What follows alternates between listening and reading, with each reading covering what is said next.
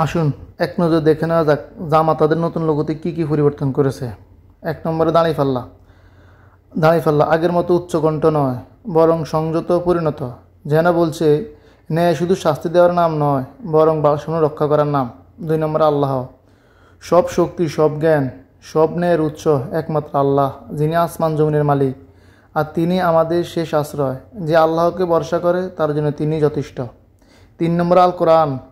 খোলা কিতাব, আল্লাহর কালাম, মানবতার জন্য চিরন্তন হেদায়েত। এতে আছে আলোর অন্ধকারের ফয়সালা, ন্যায়ের অন্যায়ের মাপকাঠি। যে আঁকড়ে ধরবে সে কখনো পথভ্রষ্ট হবে না। কোরআন আমাদের মর্যাদার ঢাল, ন্যায়ের পথপ্রদর্শক। নম্বর হলো লাল সবুজ, বাংলাদেশের প্রতীক। লালের সূর্য, শহীদের রক্তের আলো, নতুন দিনের সূচনা, স্বাধীনতা ভোর। সবুজের শ্যামলিমা, আল্লাহর দান, বরকতময় বাংলাদেশ, শান্তি আর সৌন্দর্যের প্রতীক।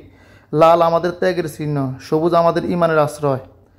৫ নম্বর হচ্ছে কলম, সাদৃশ্য রেখাটি। শুধু শিক্ষার প্রতীক নয়, এটি সেই কলম যার কালি দিয়ে আল্লাহ ইতিহাস লেখেন।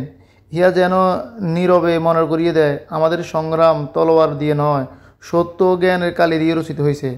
কোরআনের প্রথম শব্দটি ছিল একরা, আর সেই আহ্বানে উদারতা হিসাবে এই কলম জানিয়ে দেয় জ্ঞান আমাদের অস্ত্র, প্রজ্ঞা আমাদের শক্তি, আর ন্যায় সাক্ষ্য দেওয়া আমাদের দায়িত্ব।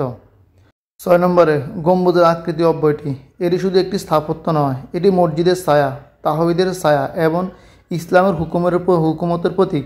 এটি যেন নীরবে ঘোষণা করে এই ব্যবস্থা শাসক মানুষ নয়, আল্লাহর আইন ব্যক্তির ইচ্ছা নয়, কোরআনের বিধান। যেন গম্বুজের নিচে দাঁড়ালে মানুষ নিরাপদ বোধ করে, তেমনি এই প্রতীক মনে করিয়ে দেয় ইসলামের ছায়াতলে রয়েছে প্রকৃত সুরক্ষা, ঐক্য এবং ন্যায় বিচার।